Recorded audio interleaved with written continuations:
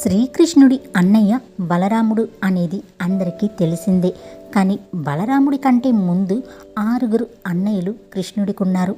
వారందరూ మేనమామ కంసుడి చేతిలో మరణించారు. దేవకీ గర్భాన జన్మించే 8వ శిశువు చేతిలోనే తనకు మరణం ఆసన్నమవుతుందని తెలుసుకున్న కంసుడు దేవకీ వసుదేవులను చెరసాలలో బంధించాడు. వాళ్లకు బిడ్డలు పుట్టగానే తనకు అందించాలనే కండిషన్ మీద తన చెల్లెలు దేవకీదేవిని చంపకుండా వదిలేశాడు కంసుడు.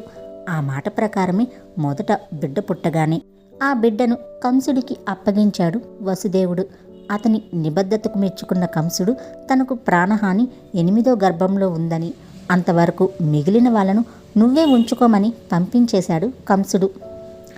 అయితే కంసుణ్ణి కలిసిన నారదుడు దేవకీదేవి 8వ బిడ్డతో ప్రాణహాని ఉన్నప్పటికీ అతనికి మిగిలిన అన్నలు తోడైతే కంసుడికి మరింత ఇబ్బంది కదా అని నారదుడు చెప్పడంతో కంసుడు ఆ మొదటి బిడ్డను తీసుకుని వచ్చి బండకేసి కొట్టి మరీ చంపేశాడు.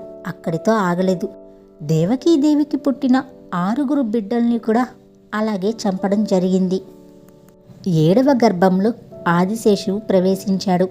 అయితే మహావిష్ణువు ఆ గర్భాన్ని వసుదేవుడి 2వ భార్య అయిన రోహిణి గర్భంలోకి మార్చాడు.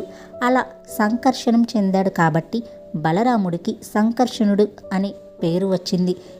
8వ గర్భంలో విష్ణువు స్వయంగా కృష్ణుడిగా ప్రవేశించడం, చిన్నప్పుడే ఆ బిడ్డను వసుదేవుడు గోకులానికి తరలించడం, తర్వాత కాలంలో కంసవధ జరగడం అందరికీ తెలిసిందే.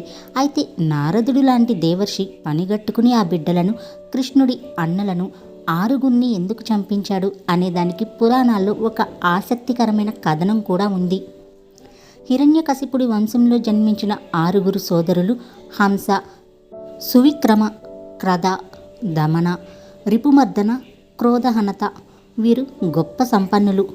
వీరు బ్రహ్మదేవుడి గురించి మరోసారి తపస్సు చేస్తున్న విషయం తెలుసుకున్న హిరణ్యకశిపుడు ముల్లోకాలను జయించిన తండ్రి లాంటి తాను ఉండగా దేవతల గురించి తపస్సు చేయడమేంటి అంటూ ఆగ్రహం చెంది కన్న తండ్రి చేతుల్లోనే చావండి అంటూ శపించాడు. దాని ప్రకారమే తరువాతి జన్మలో ఈ 6 శ్రీ మహావిష్ణువు ప్రబల విరోధి అయిన కాలనేమికి కొడుకులుగా పుట్టారు.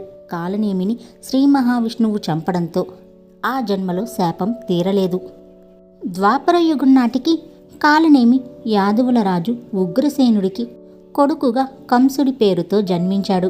శాపం తీరడం కోసం పాతాళంలో ఎదురు చూస్తున్న 6 అన్నదమ్ములు దేవకీ గర్భాన జన్మించి ముందు జన్మలో తమ తండ్రి, ఈ జన్మలో మేనమామ అయిన కంసుడి చేతిలో చనిపోవడం, శాప విమోచనం